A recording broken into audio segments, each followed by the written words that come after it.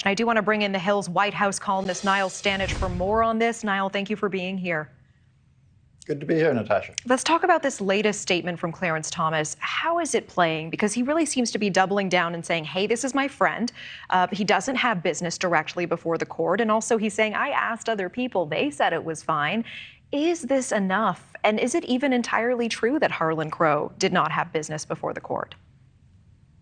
Well, I think Joe has pointed out in his report that there were business interests with which Harlan Crow was associated. It is true that Harlan Crow himself was not, for example, a plaintiff on the court. Now, this statement from Justice Thomas does have a point to one extent, which is that up until the very recent change in reporting requirements, it was debatable whether these kinds of trips had to be reported. He takes refuge in this idea that personal hospitality does not, and that is true.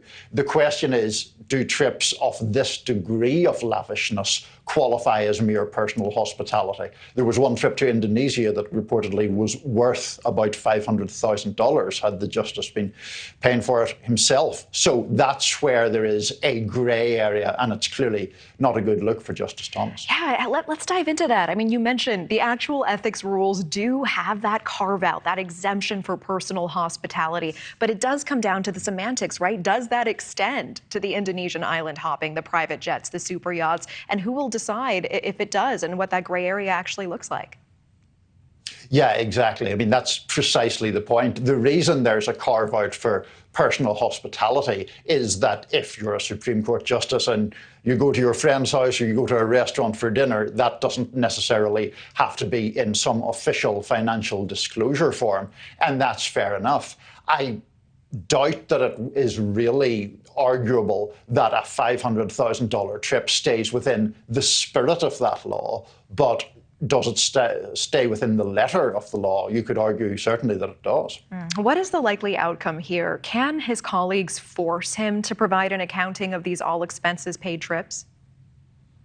No, not really. I mean, one of the big political issues around all of this is that the Supreme Court does not have a public ethics code. There are other lower courts where judges are subject to very plainly set out rules. That is not the case in the same way for the Supreme Court. There are now 15 Democratic senators who want that to be done, and they are pushing for such a measure to be included, or the insistence on such a measure to be included in a forthcoming appropriations bill in Congress. But clearly this is going to be a hot political issue, and this controversy over Justice Thomas has added to that heat. Well, there are op-eds coming out saying that we are witnessing the left smearing Clarence Thomas. Can you help explain that perspective? Do you think that's fair?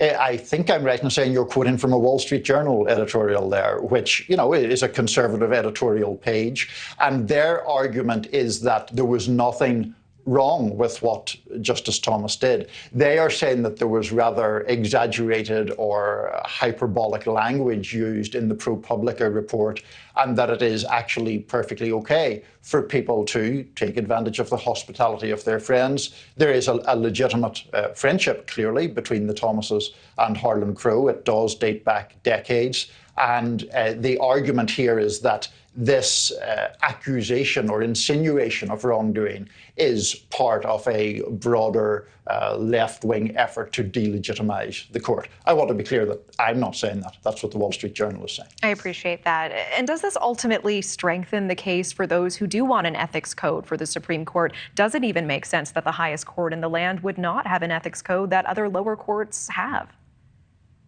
I think a lot of Americans are asking that question. I think it does fuel the demand for such a code. It becomes, I think, increasingly difficult to argue against an ethics code when we see the erosion of public trust in the Supreme Court and, in fact, in the judiciary generally. In a situation where the public is becoming more and more skeptical of the Supreme Court and of those institutions, I think it does behove them to go that extra mile to try to restore that trust, or at least try to ensure that it does not erode further. And clearly an ethics code would be some contribution toward that. All right, Niall Stanage, always appreciate your time. Thank you so much and have a great evening. Thank you. Thank you for watching. Go to newsnationnow.com to find News Nation on your television provider. And don't forget to click the red subscribe button below to get more of News Nation's fact-driven, unbiased coverage.